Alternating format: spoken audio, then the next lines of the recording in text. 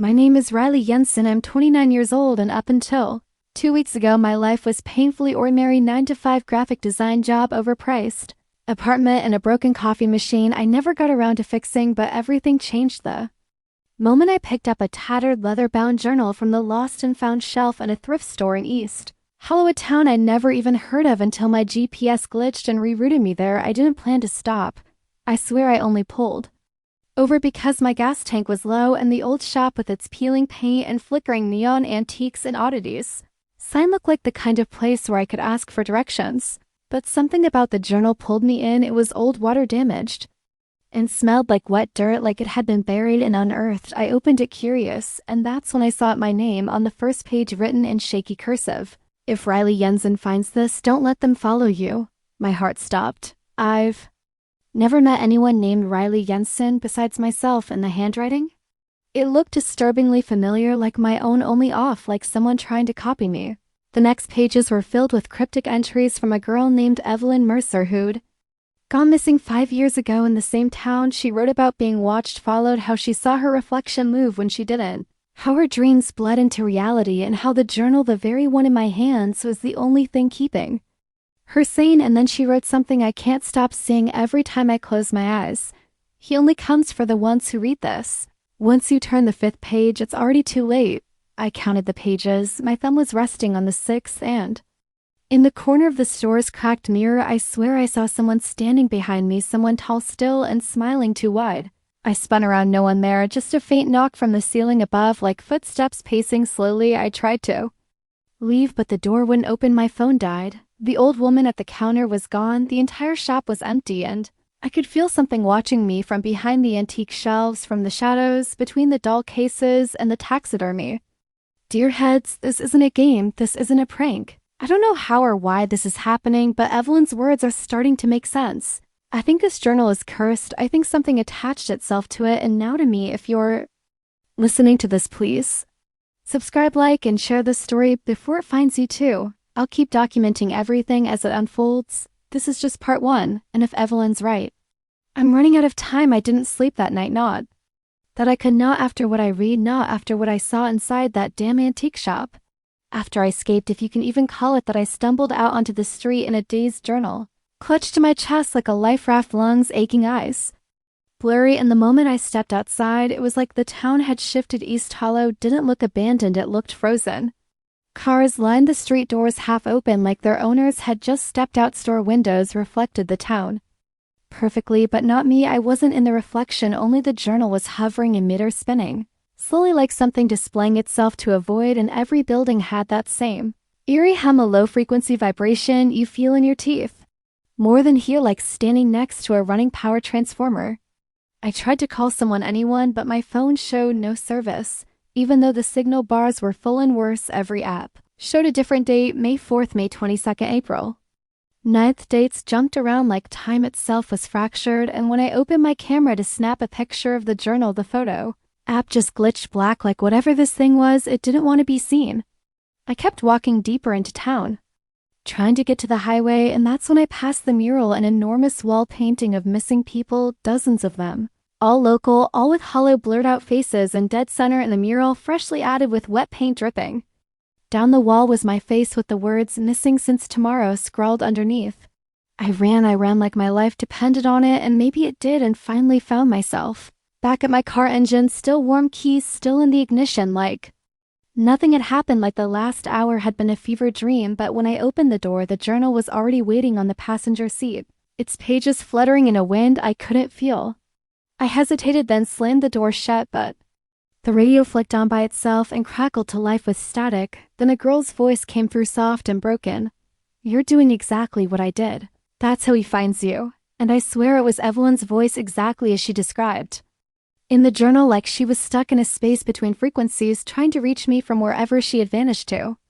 I finally made it home, locked every door, turned on every light, but when I placed the journal in a locked drawer and taped it shut, I heard footsteps upstairs. I live alone. I don't even have an upstairs, and the air around me dropped ice cold, as if the thing that haunted Evelyn had just found a new address. The rest of that night, I read more of her journal pages.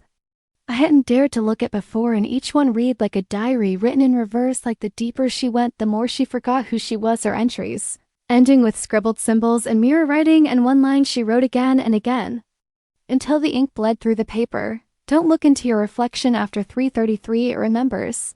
Of course, at 3:32, I stood in front of the mirror just to see what would happen. Because I'm an idiot, because I thought maybe, just maybe.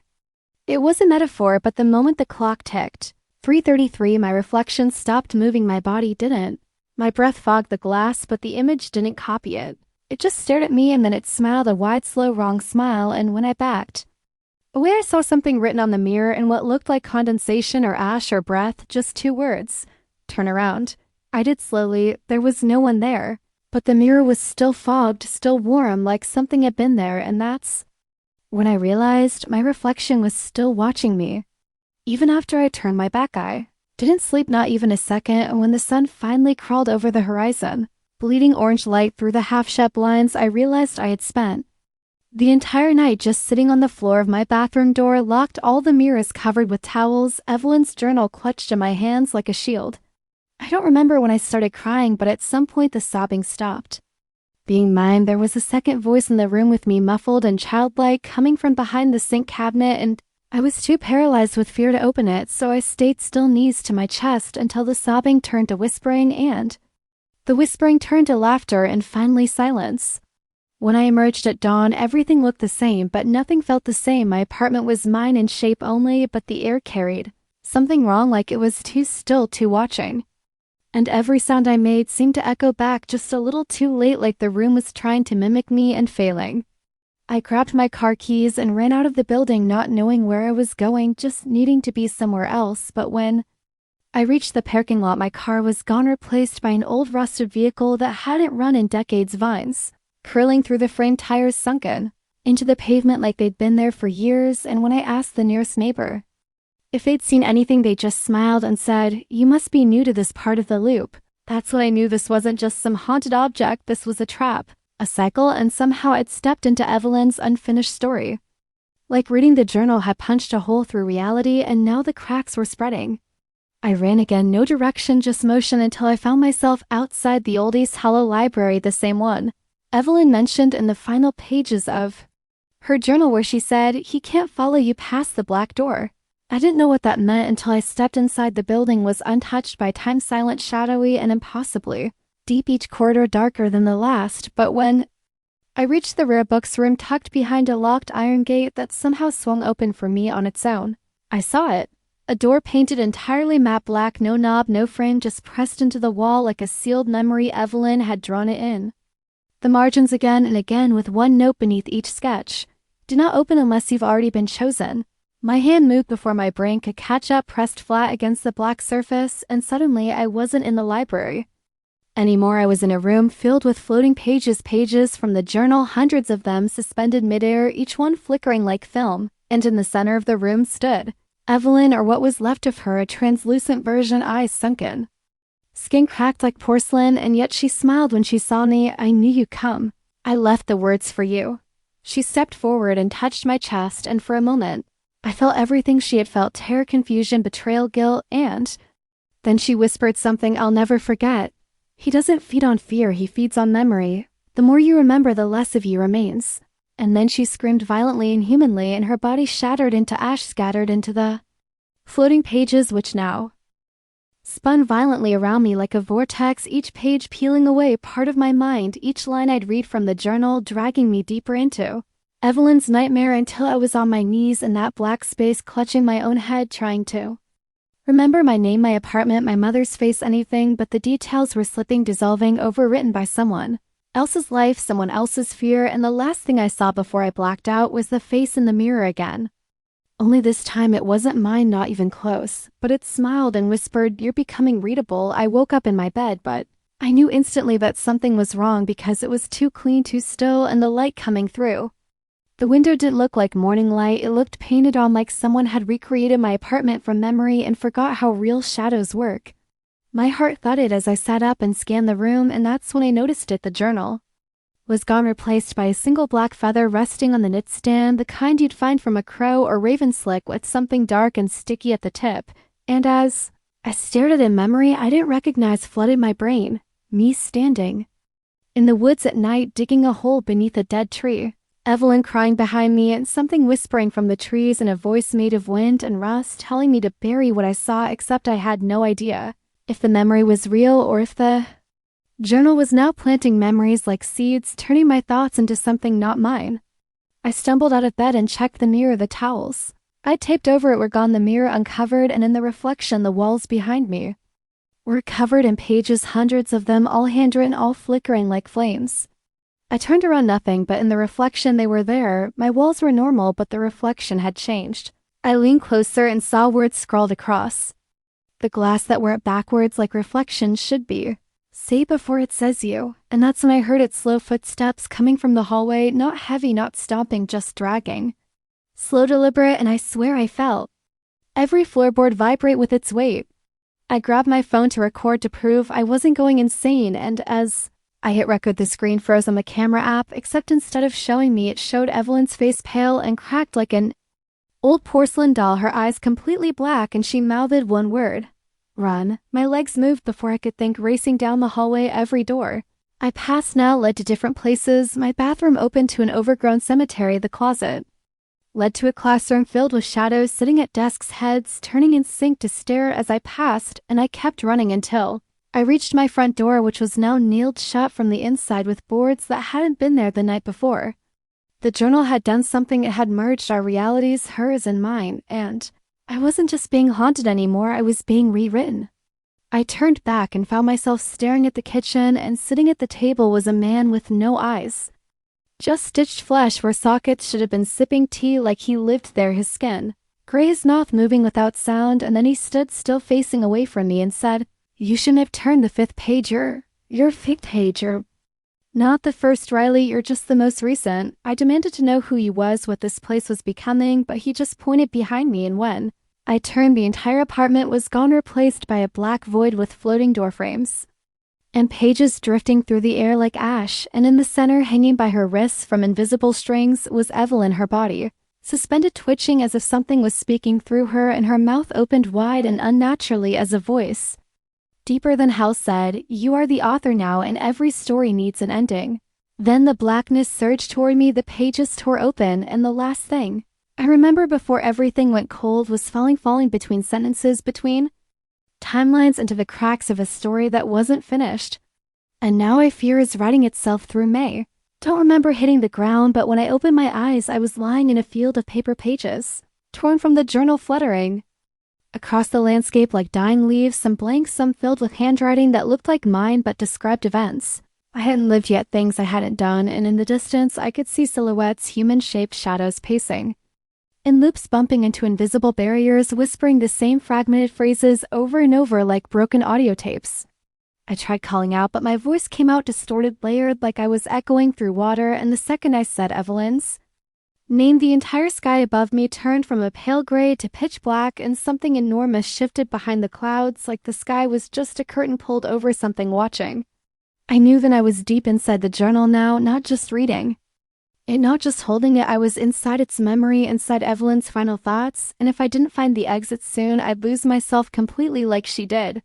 One of the shadow people broke from its loop and approached me, jittering unnaturally, like each frame of movement was missing, and when it got close, it reached out a hand and placed something cold in my palm, a mirror shard, and for a second, I saw something in it that made my heart stop. My face, but aged, rotted, stitched at the mouth, and my eyes completely blacked out, like something had eaten the soul out of me and left the shell to walk around. I threw the shard, but instead of falling, it floated, multiplied, fractured a meter, and opened a hole like a window to another memory, and through it I saw Evelyn standing in a small room lit only by candles, the journal open in front of her, and a voice chanting from the corner. One name for the page, one soul for the story, one truth for the price. She was crying, shaking her hands covered in ink and blood, and then she looked up, looked straight at me, and mouthed, "You're next." I stepped through the window without thinking and landed inside that candlelit room, only now Evelyn was gone, and in her place stood a tall, thin man with a face made of paper, features shifting and blurring like melting text, eyes like punctured ink wells, and he reached into the journal and pulled out a string, just a red thread at first, but when I followed it. It led straight to my chest like I was connected to the book, now like my heartbeat was the rhythm turning its pages. He whispered in a voice made of whispers, "You opened the story, you must finish it, or you'll stay inside." Forever, I backed away, tried to run, but every door I opened led to another memory, one of mine, one of Evelyn's, one of someone else entirely, and they began bleeding together. My birthday party became her funeral, her classroom became my childhood bedroom, and every time I blinked, I lost another piece of who I was.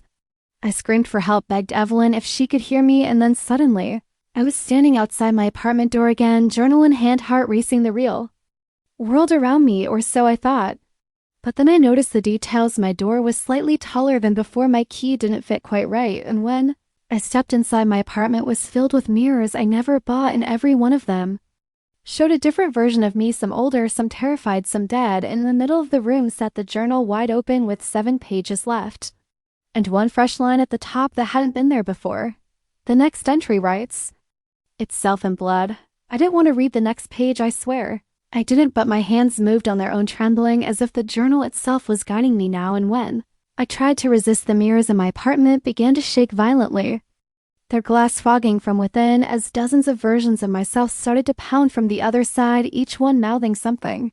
I couldn't hear at first until I listened carefully and realized they were all screaming, "Don't read it." In unison, their faces pressed against the glass with desperate, distorted agony, but it was too late.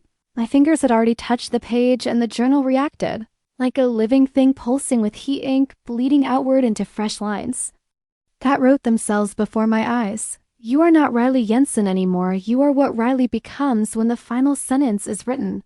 And suddenly the floor beneath me collapsed, not physically but emotionally, spiritually, like I was falling through layers of myself, and I found myself in a hallway that had no end, no walls, no ceiling, just endless doors on either side, each marked with years from my life. 2001, 2004, 2013, 2017. And behind each door was a memory, some real, some wrong, but all poisoned with corruption, like someone had rewritten my past using a pen dipped in Evelyn's fear. I opened one door and saw myself as a child sitting in a hospital bed next to a girl I didn't recognize but somehow remembered. "Evelyn?" And she whispered, "You promised you'd forget me." Another door opened into a classroom where I stood at the blackboard writing in a language I never learned, students around me with melted faces clapping rhythmically in silence. And the chalk turned into a worm that slithered down my arm and disappeared into my ear.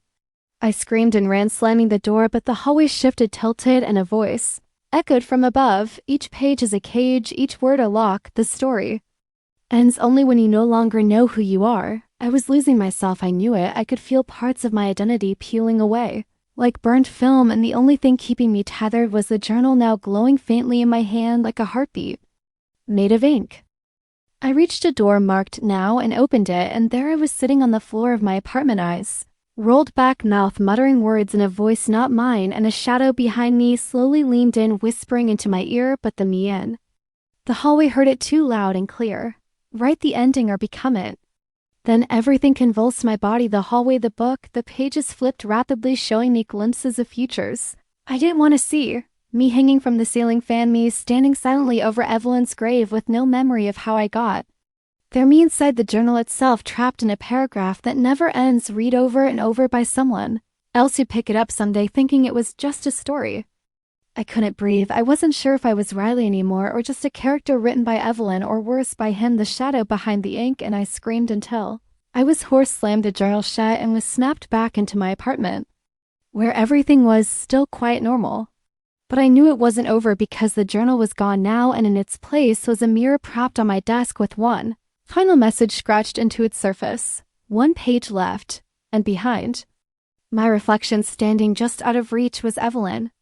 Smiling, the mirror never stopped watching, not after that night, not after the message appeared, not even after I covered it, smashed it, buried it in concrete under my apartment floor. It always came back perfectly intact, propped gently against the wall like a loyal dog waiting for a command, and every time I looked, the reflection changed just slightly less. Riley more Evelyn more him, until I realized I was no longer seeing a reflection at all, but a version of the world where I'd already turned the final page, already written the final word, and now all that remained was reading it. I didn't want to, I swear. I fought it for days, tried to burn The memory erased the thought, distract myself with noise and light and people, but the silence always crept in, and with it the pull of the journal, which finally reappeared one morning on my pillow, covered in blood-red symbols that pulsed like veins under skin, and when I touched it, my apartment vanished in a blink, replaced by that infinite hallway again, but this time the doors were gone, replaced by mirrors, each one holding an image of me at a different point in the story, me crying, me running, me screaming, me becoming someone else, and at the very center, floating above a black void, was the last page untouched, waiting. I stepped toward it, feet sinking into the ink-stained floor, and as I reached for it, Evelyn appeared beside me, not broken, not ghostly, but alive, smiling, peaceful, and she whispered, "It ends when you let it." But I didn't understand. How do you let go of something that lives in you, rewrites you, feeds on you? And then I realized the journal wasn't just telling my story, it was me. Every fear I fed it, every choice I made, every page I read had given it form, and now it was full, ready content. In the final sentence, the one written in blood, was already appearing at the bottom of the page. He was the story all along. I collapsed, I screamed, I tried to rip the page out, tear the book apart, but the moment I touched the ink, I was no longer in the room. I was watching from the mirror on the outside, looking in at Riley Jensen, now hollow-eyed, staring blankly. As the final page sealed itself shut and the book locked with a sound like bones snapping, he smiled, but it wasn't my smile, it was his, and I watched helplessly as the new Riley placed the journal on a library shelf, labeled fiction. And as someone else, another curious hand, reached for it, the last words I ever heard echoed through the glass like a warning: "The story begins again. With you."